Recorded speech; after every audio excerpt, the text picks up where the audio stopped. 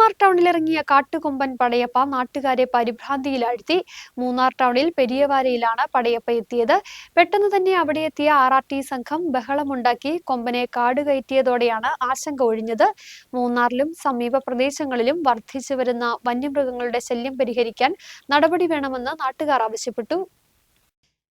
കഴിഞ്ഞ രാത്രി 9 മണിയോടെയാണ് പടയപ്പ മൂന്നാർ ടൗണിലെ പെരിയവാര ജംഗ്ഷനിൽ എത്തിയത്. ടൗണിനോട് ചേർന്ന മലയിൽ നിന്നും ഇറങ്ങിയ പടയപ്പ പെട്ടെന്നാണ് ടൗണിൽ പ്രത്യക്ഷപ്പെട്ടത്. അപ്രതീക്ഷിതമായി ആനയെ കണ്ടതോടെ നാട്ടുകാർ പരിഭ്രാന്തിയിൽ നാലുപാടും ഓടി. ഈ സമയത്ത് നിരവധി വിനോദസഞ്ചാരികളും സ്ഥലത്തുണ്ടായിരുന്ന ഓട്ടോ ഡ്രൈവർമാർ വിവരം വനംവകുപ്പിന്റെ RRT സംഘത്തിന് കൈമാറി. പെട്ടെന്ന് തന്നെ അവിടെയെത്തിയ RRT സംഘം ബഹളമുണ്ടാക്കി കൊമ്പനെ കാടുകയറ്റിയതോടെയാണ് ആശങ്ക ഒഴിഞ്ഞത്. മൂന്നാർ പെരിയവാര റോഡിനടുത്ത് ആന ഇറങ്ങി വന്നു. അപ്പോൾ അത് മൂന്നാർ RRT ഇൻഫർമേഷൻ കൊടുത്തു. ആൾക്കാർ വിളിച്ചു പറഞ്ഞപ്പോൾ അപ്പം തന്നെ വന്നിട്ട് അത് ആന അങ്ങോട്ട് കാട്ടിലേക്ക് ഓടിച്ച് കയറ്റി വിട്ടിട്ടുണ്ട്. ഇന്ന് രാത്രി മൊത്തം ഈ നൈറ്റ് പെട്രോളിംഗ് ഈ ഭാഗത്ത് കാണും.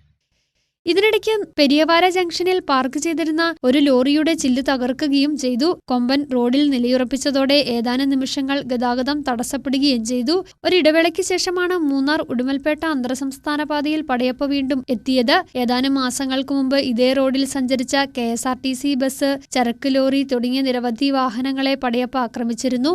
News bureau, Munnar.